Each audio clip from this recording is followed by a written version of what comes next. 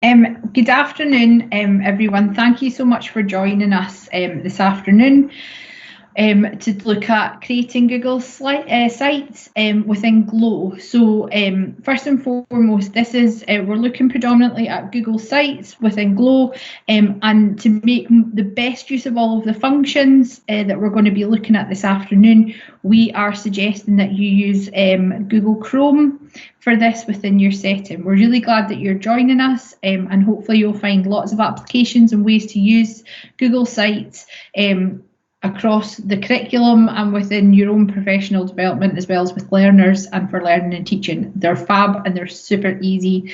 We're sure you'll love them. Okay, so my computer's just going a bit slow. There we go. So Google, as you may know, is within Glow. We have Google G Suite for Education, and that is made up of Mail, Google Drive, Calendar, and Classroom, as well as Docs, Sheets, and Slides. So there's lots of different tools. As I say, we're going to focus on Google Sites. So, does this mean I'm on this? Oh.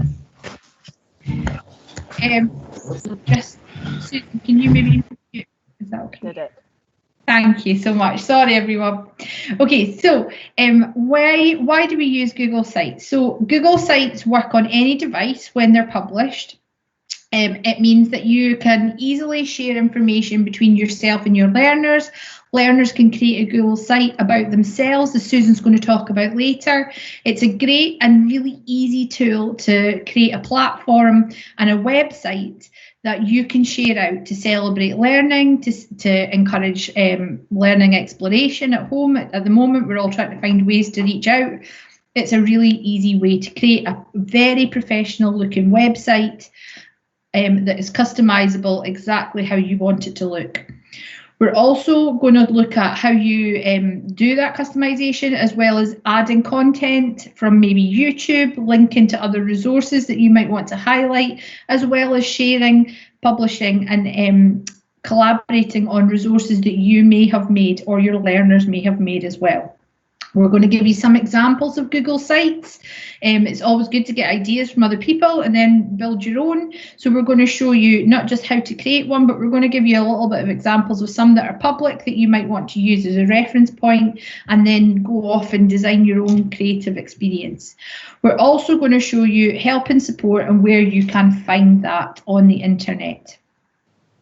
So, Google Sites. So I'm going to, after this point, hand over to Susan, and Susan's going to talk to you about how she would create her site, about inserting rich media. So again, often we've all gone to websites where it's been quite dry. These websites, Google Sites, can be as interesting and as dynamic as you create them. So you know, you can, if you're new to this, you can start out with really simple ones, but you can make them really heavy. You can also build on the resources that we've maybe been showing you in other webinars, like our iPad one, where you're creating content video that your young people are either creating individually or collaborating on, and you can share that out using multimedia formats and lots of tools and applications. You can share them and co-collaborate even when they're public. You can share them within Google Classroom if that's something that your school, your class, or your local authority are using. But you can share them anywhere, and that's the really important thing. Susan's also going to talk to you about flipped learning and the fact that young people can have ownership of this, but you can also stop anything from being published before it is published, and she'll show you the settings that work in the background. She's going to show you how these can be used not just as a website that you might go to get information from, but how you can also use them as a profiling tool, and how they can then be used in turn for the pupil to share their voice and their experiences with the wider world. And even around, especially just now with transition, this is a really easy way for them to create something bespoke to them, show off their digital literacy skills, but also show off their wider learning experience as their profile of work. And then we're going to look at how do we then publish all of that once it's finished. So at this point, I'm going to stop sharing my screen and I'm going to hand you back to Susan. Okay, so when we log into Glow, we're all familiar with the Glow Launchpad, and this is how we access all the tools within the Glow environment. So we're looking at Google Sites today, so I have added the tile to my app launcher, but you can also access it from the Google Drive. If you're not sure how to add Google Drive to your Launchpad, I'll quickly demonstrate just now. So I'm just going to select Add, App from Library, type Google into the top right-hand search box, and I would select Drive or Sites to add to your Launchpad. It would be Add to my Launchpad, close the pop-up, at the top left-hand side, back at Launchpad, you will then have your Google Drive tile. Please note this is only available for local authorities who have requested access to the G Suite tenancy within the Glow environment. So now I have my Google Drive tile, and when I click on it, I've already got it open, so I'm just going to open it here. This is my Google Drive environment. And you can see how, I'm just going to close my notes at the side, you can see how it's divided into my folders. At the very top left-hand side, I can click to add new. And from here, I would then select more, and this is where I can access Google Sites. However, I've got more than one site just now, and I'm a little bit OCD. I like everything organised. So instead of doing that, I selected Add New, and I created a folder, and I named that folder Google Sites. So then you'll see that folder over here. So when I click in that folder, you can see the Google Sites I've already created. So if you like to be organised, it's always worth creating a folder first before you start creating any of your sites, especially if you think you're going to create more than one. So I'm just going to demonstrate creating a site from new, and Jenny will then show you some examples so then you can see how they could be used in different environments. Add new, select more, and then select Google Sites. Once the page opens up, you will see there's a blank title page. It is a nice simple interface, so there's not too many buttons to click on. So if I want to add my title to my page, I simply click on the title, delete what's there, and then I would add my own text.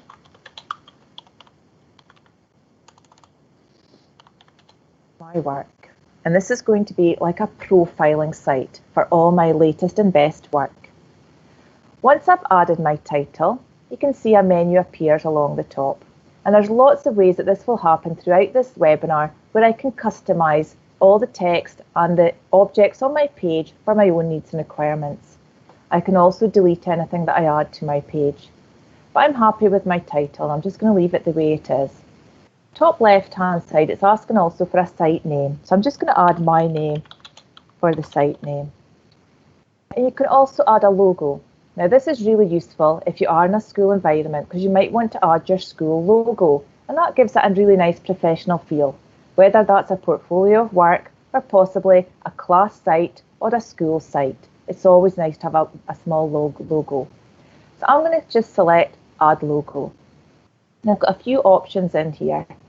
And I'm going to select the upload or select. I'll go to select. The difference is select will go into your Google Drive. So if you are creating a site, it's always good housekeeping to pull together all the graphics that you want into your Google Drive, and then you'll be able to find them quickly and easily. Alternatively, you might want to upload because you might have your school logo already on your computer hard drive and where it's easily accessible. So it's up to you where you want to store your content. But I know I have a logo in my Google Drive. So when I click select, Google Drive appears at the top here. Once it opens up, in here, I'll see I've got a folder called graphics.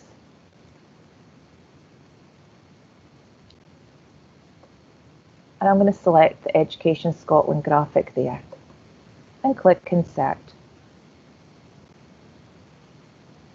Once I'm happy, I'm just going to close this pop-up box. So now I have my title, the name, my subtitle, and my logo for my site. Underneath here, the menu appears where I could change the image for the header. When I click on the drop-down menu, you can see I've got two options. Again, I can upload, so if I've got something saved previously, I might have something with a picture of my school, for example, and I could add that as the background header. I'm just going to use something that's already there. And you can see these are the ones that are there by default. When you scroll down, there's some plainer ones and ones with spots, etc. And I'll scroll back up to the top. So I'm just going to select one over here that has a computer and click select.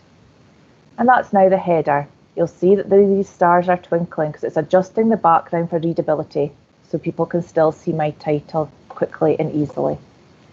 There's also a header type. So when I click on header type, I can choose how large I want my header to be. The large banner makes it slightly bigger, smaller, and you might just want a title itself. I'm just going to leave it as a medium-sized banner, and I'm happy with that. You could also have a cover page where the page is completely covered in one picture. But I'm going to select the medium-sized banner.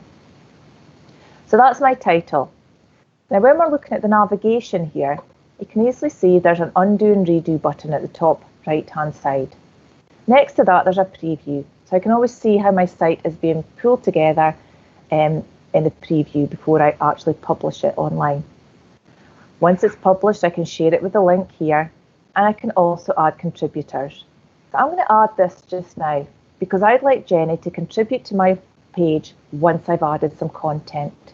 So for example, yes? Sorry, just before you go on, so just to clarify for some people in the conversation space, so whilst there are ways, because it's sharing, it's similar to Sway, but this is more of a building a website type tool. So Ashley from Murray is saying a bit like Globlog. So essentially, yeah, a little bit more like Globlogs and Sway, just to clarify. And I know that because it's storing its images, I could see why some people are maybe linking to Teams, but just to be clear, Teams is more of a classroom environment versus this, which is more like a public sharing forum, but it kind of has its own little bag of stuff that carries along with it via its Google Drive. So just to clarify. Sorry, Susan, just to help. So it's basically like a website, isn't it, Jenny? A website that you could choose to have public, or it could be your own internal website. So I'm going to add a contributor because I'd like Jenny to support me. So I'm acting as a pupil, creating my site, and I want to add my teacher so she can provide some feedback when I add some of my latest and best work. So once we go in here, we'll look at these in more detail when I finish my site. But I just want to add my teacher with edit access. So I'm going to type in Jenny's Glow username. ES. Jenny appeared. And over here, I'm going to give Jenny edit access so you can see view only or edit. And I'm going to leave it at edit because I'd like some feedback from my teacher once I've added some of my work to my page. And I'm going to click send. And done. So that's the add contributors. And again, we'll be looking at that at the end of this webinar once I've got something created. We've also got settings in here. Now, to be honest, I don't really go into these settings. One thing I will share with you is when I create my navigation of pages, from here, I can choose to have a top navigation or a side navigation. Usually I always leave it at the top, but it's your own personal preference, and it's always nice to go in there and see how it looks in the different views. Jenny and I did look at analytics, and we cleared it with the Glow team that this has not been enabled for the Glow environment yet, so we can't get any analytics from our sites yet. But that maybe is something that they're looking at. So that's the settings. The ellipses at the top right-hand side, this is where I can check my version history. So if you're used to using OneDrive and you can roll back documents, it's exactly the same. So I might be creating my site and possibly Jenny might have added something that I didn't like. I can roll back the version history. Obviously that's useful if you're collaborating with colleagues, possibly in your faculty or in your school. You can also duplicate the site, and we'll be talking about that later. And you can see how Jenny has now added something onto my page already. And it's again, Jenny's at the top here, so I can see Jenny's in the live environment and how we can co-collaborate on this site so all the work doesn't have to be from me. Over here, this is where you can insert content to your site: text, images, embed, and drive, and how you can change the layouts on your page. And there's lots of other different elements that we're going to look at today that you can add to your page. You could also add some pages. So again, like any other website where you have navigation along the top, you can add some pages, and there's themes. And again, I'll go into the themes once I've got some content on my page. So that's all the navigation, and we could see how Jenny was on there. But to add text to my page, I've got two options. I can click the text box on the top right, or, this is something kids quite like, if you double tap, you can add content to your page. And this nice little wheel appears. That means you can populate your page quickly and easily just by double tapping. And a bit like Sway, your page will then come together in sections. And you can see how there's a section here and how you can add sections and move them on your page. So let's just add a title page.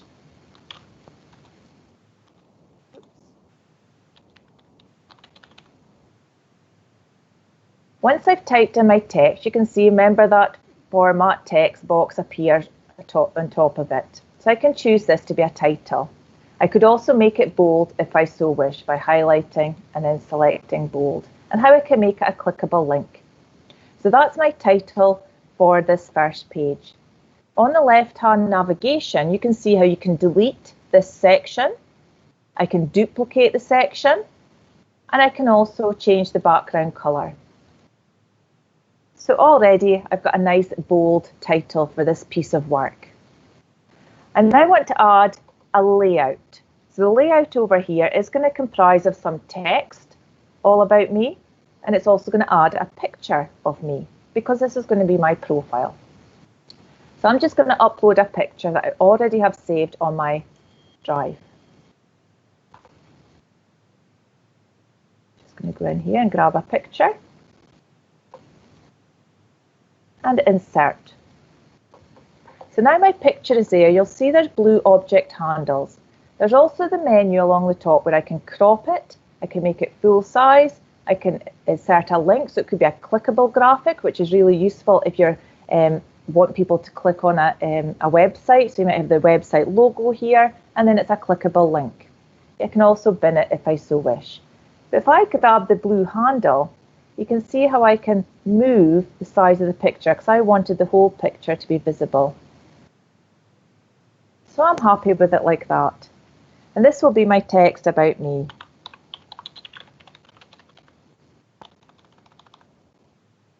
And how I can add some text underneath it if I so wish. If I double tap over here, you can see how I can add possibly another picture if I want. So let's just try another picture.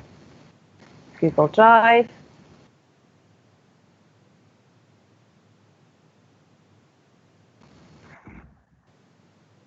And again, I can make this slightly smaller. Just by dragging and dragging.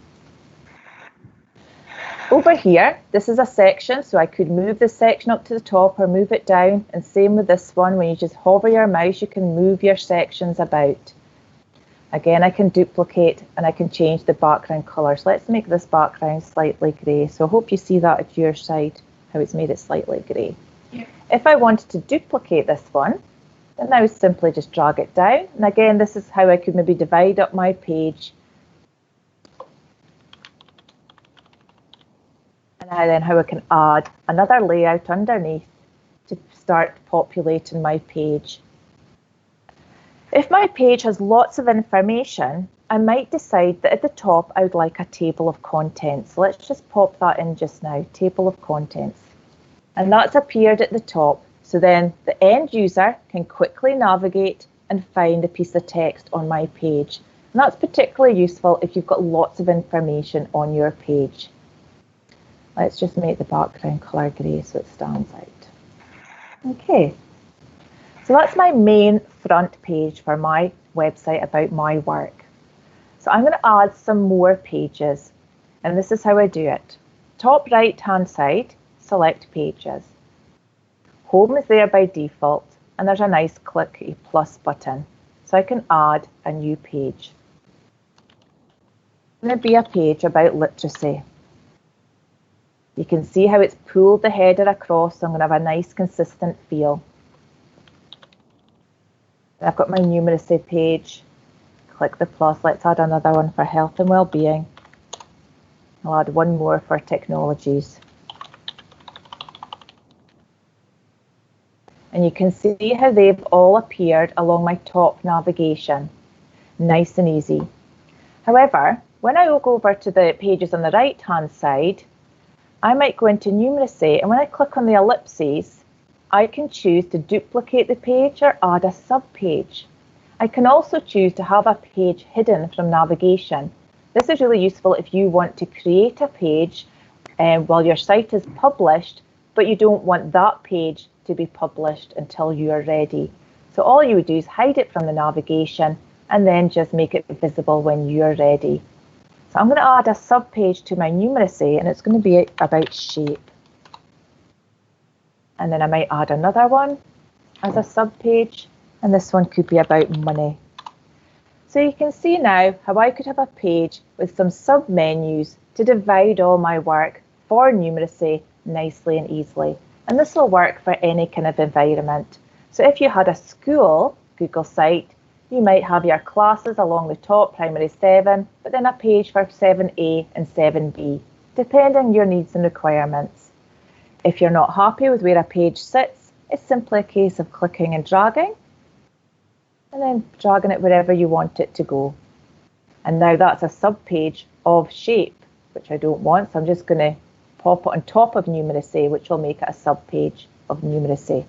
So it's easy to move them from one place to another, like so. So that's how you add your pages and your subpages. Again, the ellipses on the right-hand side allow you to delete a page if you decide you no longer want it. So let's go into literacy and let's add some content. So double tap, add some text, and my project has been about Romeo and Juliet. Let's make this a title. Let's change the background colour so it divides it up nicely, and there's my header. I want to add a document that I have in my Google Drive because it was an essay about Romeo and Juliet. So what I'm going to do is just double tap on the page and select embed. No, I'm not. I'm going to click on insert at the top right, and I'm going to go to Google Drive. When I go into my literacy folder, this is a document I already have saved. This one here, Romeo and Juliet. So you always need to remember what kind of content you want to put on your pages. Is it accessible? Is it on a pen stick? Is it on your hard drive? Is it in Google Sites? Is it in OneDrive? It needs to be accessible so you can then pull it into your Google site when you're creating it. So this one is in my Google Drive. So when I click on it, I can then select insert, and it'll pop it into my page. Remember the blue handles allow me to click and drag the size that I want. I want it fairly big, so let's make it about that size there. And that's just embedding my document onto my page. So that means my teacher will be able to see everything linked to this Romeo and Juliet project all in the one place. I might decide over here I want another picture about Romeo and Juliet. So let me just go to images on the right, and let me just select an image.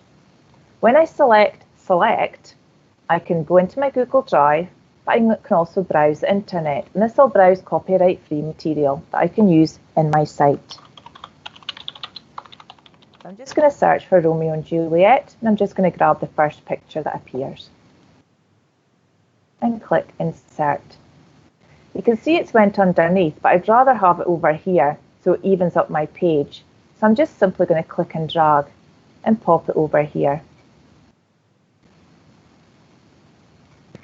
Again, it's got some object handles, so I could choose to make it bigger or longer. I quite like things being proportional, so I've made it the same size as my document. And that's side by side. And you can see now my teacher has entered into this page, and she's given me some feedback about my essay that I've written, which is really, really useful.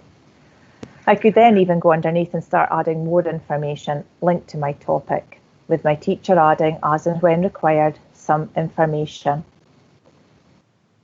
Thank you. Okay, thank you, Jenny. So I'm just going to pop into my numeracy page now to start populating it with some information. Double tap, let's add some text. And this is going to be about tessellation. same as before. Let's make it a title so it's nice and bold with a nice bold background. I want to upload something from my Google Drive. So I'm going to select Google Drive. And this time I'm going to go into my numerous folder, because this is where I've been collating all my work, and it's all been categorised in my Google Drive into my folders for health and wellbeing, literacy and numeracy. So I might start by adding a nice big picture at the top and click Insert. This is a nice big picture about tessellation. Again, I'm going to make it a bit bigger so it's a bit bolder on my page. Double tap. I'm going to add another title to divide up my page.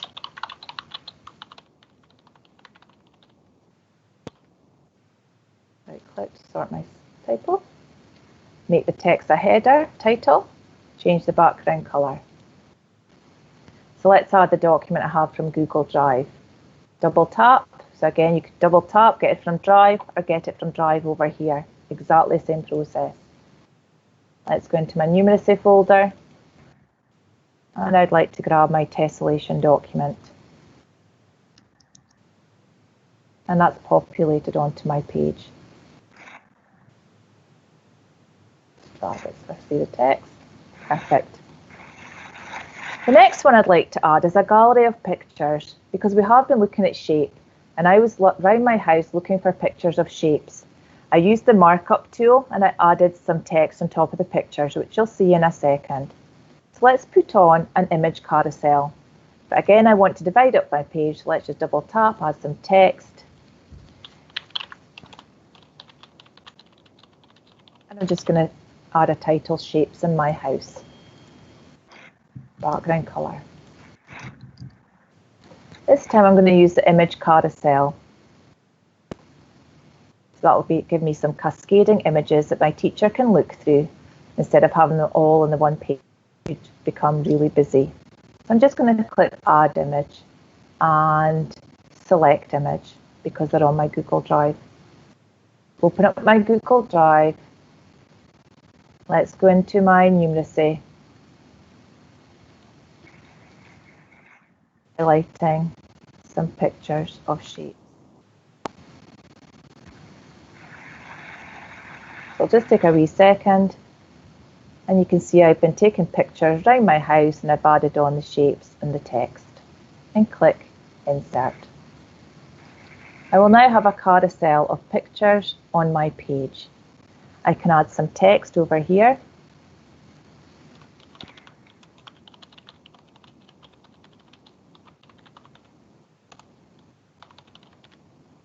Make this text slightly bigger, add a heading, etc. And that's everything I'm going to add to my numeracy page just now. So let's go into health and well-being. So I had a form. We were looking at mental health for health and well-being, and our teacher asked us to think about questions to create a survey that we could share with other people in our class. So I could embed a form onto my page. So if I go over to the right-hand side, I can select Forms. And this will pull up my latest forms that I've been creating. And you can see the mental health quiz is there. So I can click to select the mental health quiz, click Insert, and it will embed it onto my page, which makes it nice and easy for anyone that has access to my site to be able to complete this survey. Again, I can make the background colour different so it stands out. I could then summarise at the bottom my stats, for example, because we all know when you create a survey, you can export all the data from that into a Google Sheets or an Excel spreadsheet, and that's how I could embed it at the bottom. I might even want to convert that into a chart and have that displayed as a dynamic graphic. I'm now going to pop into the technologies. So the great thing about creating these websites is that you can add all kinds of rich media. So it's a nice, easy way of displaying video content. So I might want to add some videos. So this could be, I could be part of the digital leader group, for example, in my school, and I'm creating a Google site to share all my help videos with other people in my class or my school. So let's just add a title in here.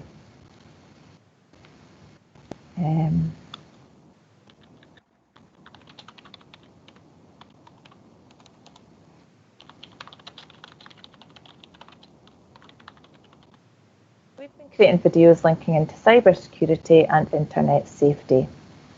I want to make this a title, change the background colour so it stands out.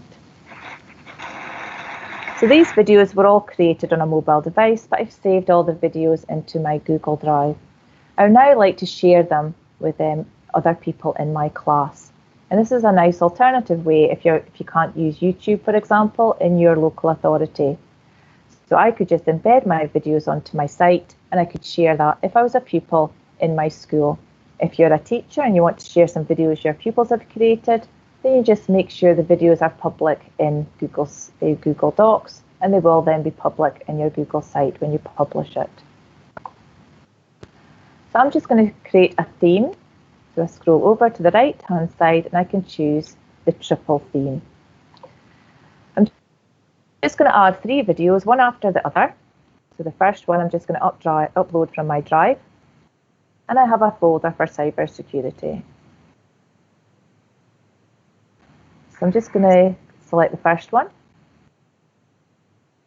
and insert.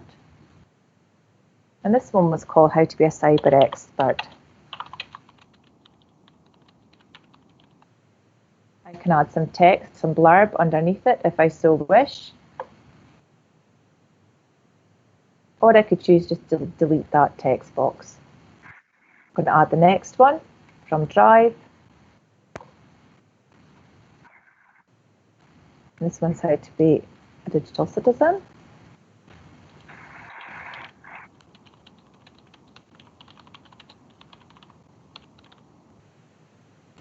Again, I can click the text box underneath and get rid of that one if I want.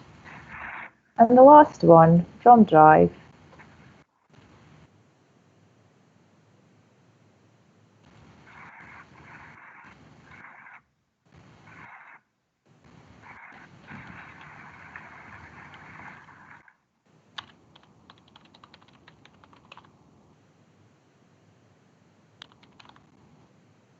Again, I can delete this little text box underneath. So now I have my 3 videos and my 3 subtitles. I can then continue to populate this page with help, advice and information. So let's recap what we've been looking at. I've created my home page and I've added my title. I've added a subtitle with my name and my school logo, which is Education Scotland. I then added a table of contents, which makes it nice and easy for the end user to jump to certain bits on my page, especially if I've got quite a lot of content. I then divided my page using text boxes. You can also divide your page by using the divider icon over on the right-hand side, this one here, and it'll put a divider. I then added some pictures to my page. I added the themes over on the right-hand side, the layouts. So some of the layouts are a picture on the left and the text box on the right. That allows the young people to focus on the content rather than the structure and how it looks. And again, there's another one in there. I then went into my literacy page and I pulled in a document from my Google Docs of an essay that I had for this project. I double tapped on my page and selected Drive. Equally, I could select Drive from over on the right-hand side. I then added a picture by going through images and I searched online for a copyright-free picture. I shared my site with my teacher and my teacher gave me some feedback here. And you can see the feedback in there. However, I also used a website. When I'm in my Google site, my Google Drive, I save all my important links using Google Keep. If this is something you want to learn more about, please feed it back in the evaluation, because there's lots of ways you can use Google Drive and also the tasks in Google Keep on the right-hand side. So I just want to highlight this link here because I'd like to use it in my Google site. So this time, what I'm going to do is double tap, select embed and add the link, because I was using this BBC bite-size revision tool. And I'll pop it into the page.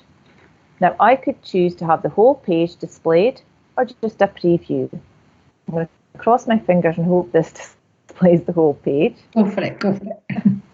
Nope. Oh no. Let's open a new tab. I can't be reached. Let me check I got my link correct.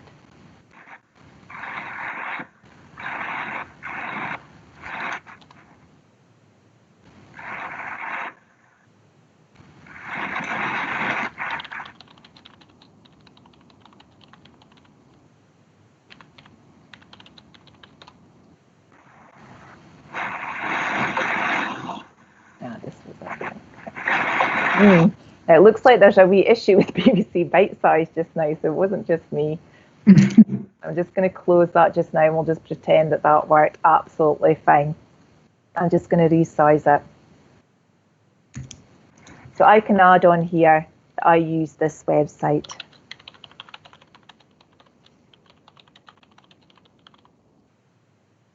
So my teacher knows which website I used as a revision tool.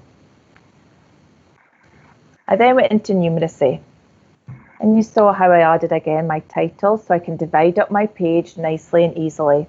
I then added a big dynamic graphic that I'd created on my Google Doc. I embedded my Google Doc by double tapping and selecting Drive. Again, you could select Drive from over on the right hand side.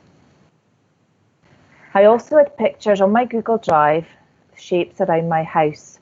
I used a markup tool to draw around the shape and add the text.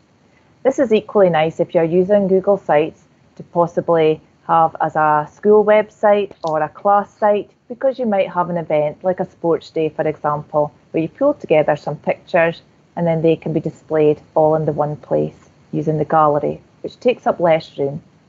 Again, I've got some feedback from my teacher here, which is really nice as we're going along throughout this webinar. Susan, I've embedded a BBC bite-sized page in technologies for you.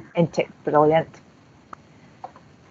We saw how we could add subpages. I haven't added any to the subpages yet, but they will just come underneath the main parent page. And it's nice and easy for the end user then to navigate throughout these pages.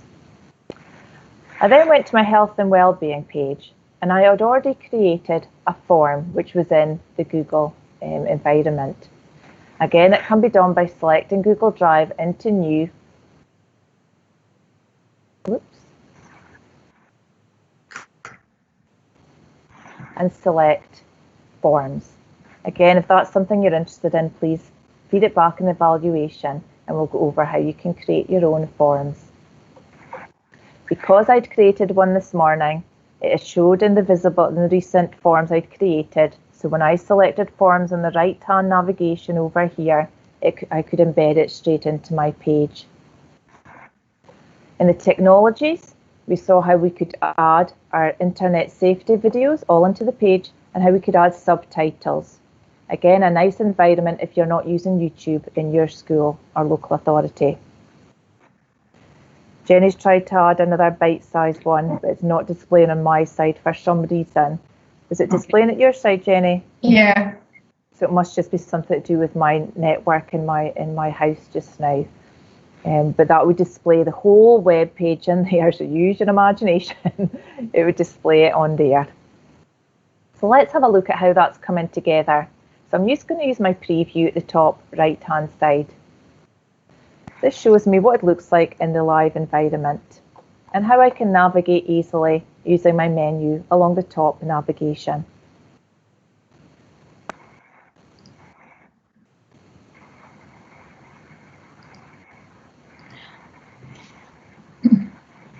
At the bottom right-hand side, I can see how it would look on a phone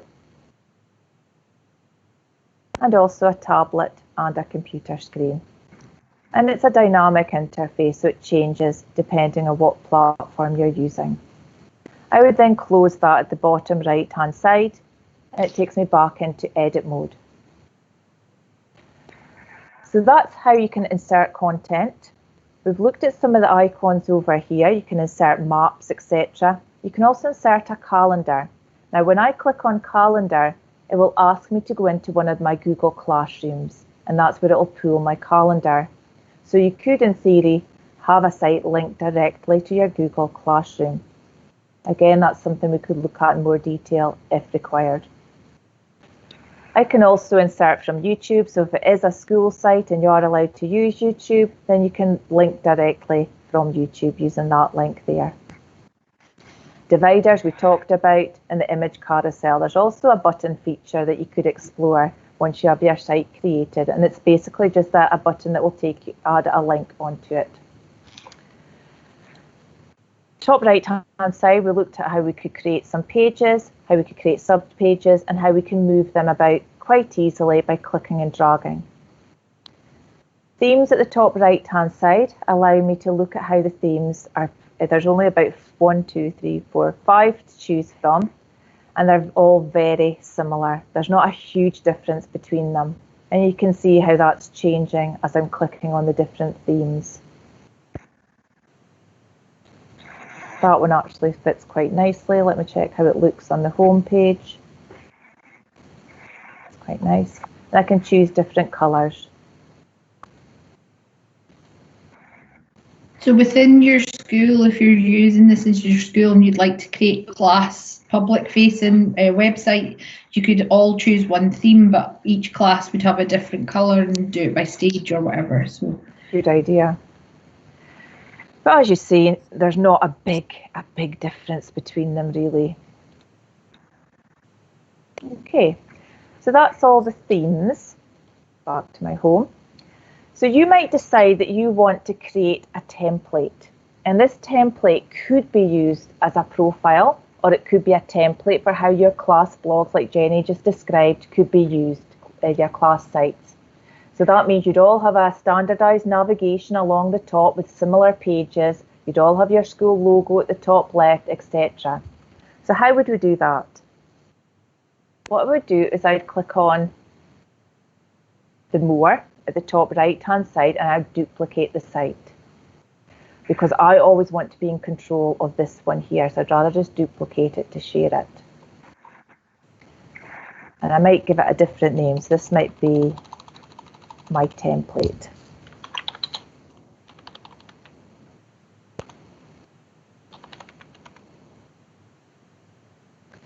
And it's going to ask me where I want to put this template. And if I click change, I'd like to put this into a shared drive. Now again, if you're used to using Google Drive, you'll know that you can create shared spaces. So I'm going to hit the back button here, my drive, and hit back, and here's my shared drives. And in my shared drive, I have a digital learning team drive, and that's where I want to put my template. And I'd click select. Then I click duplicate at the bottom.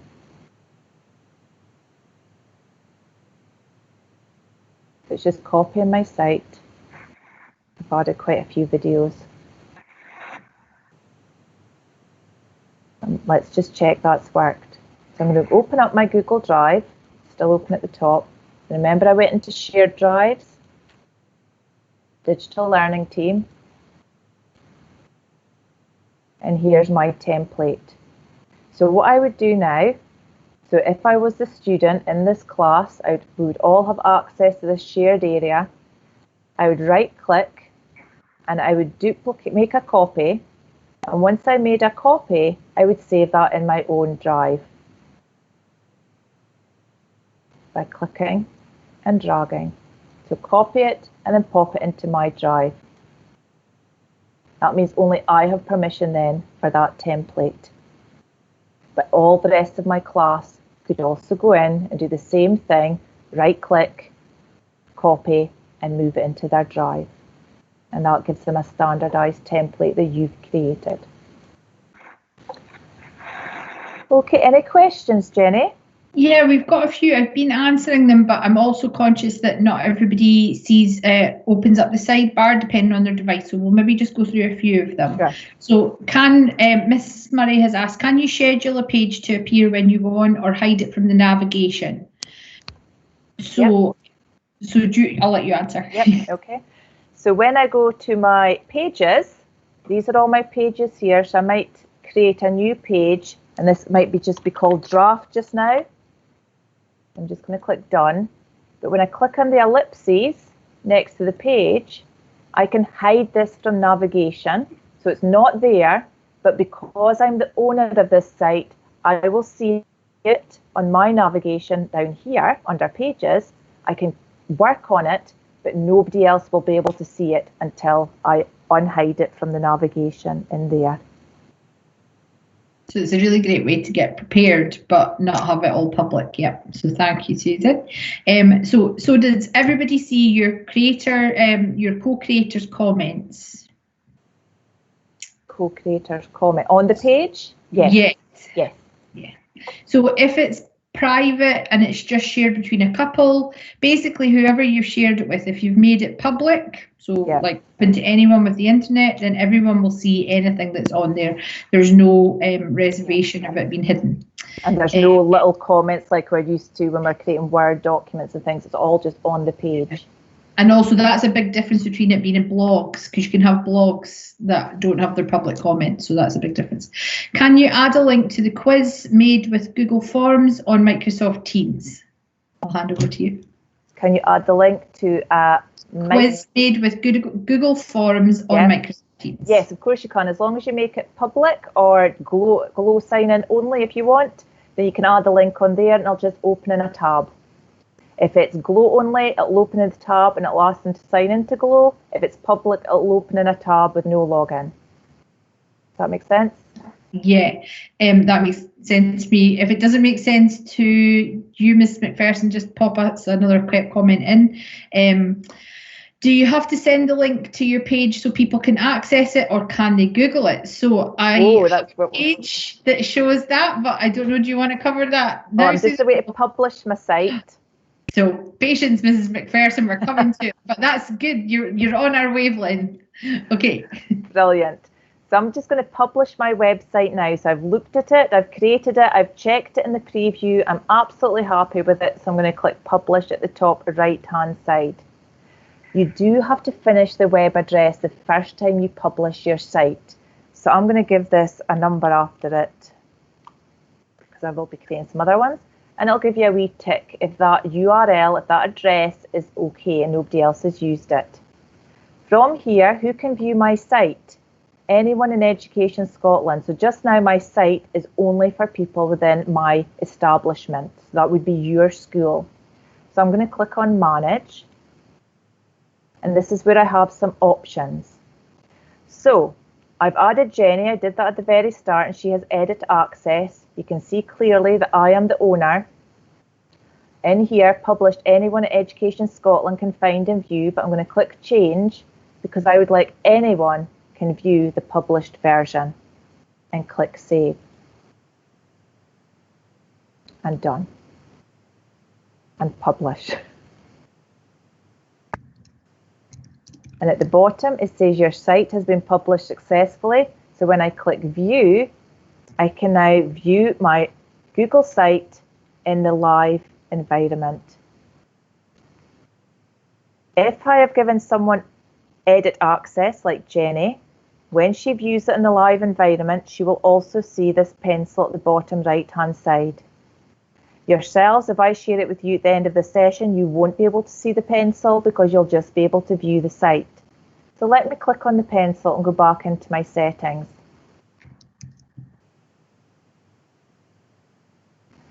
At the top here, the settings, the cogwheel. No, it wasn't ellipses. Where was that, Jenny, in the link? Sorry, I'm answering questions. I'm not watching. Sorry. What are you looking for? Searchable. Oh, in the publish. Over here, publish. Yeah. Sorry everyone. So in the publish drop-down menu, publish settings. In here, request public search engines not to display my site. So by default, that's set that it's searchable. If you don't want it to be searchable and you only want to share it with your parents with the link, then you can tick that so it's not searchable.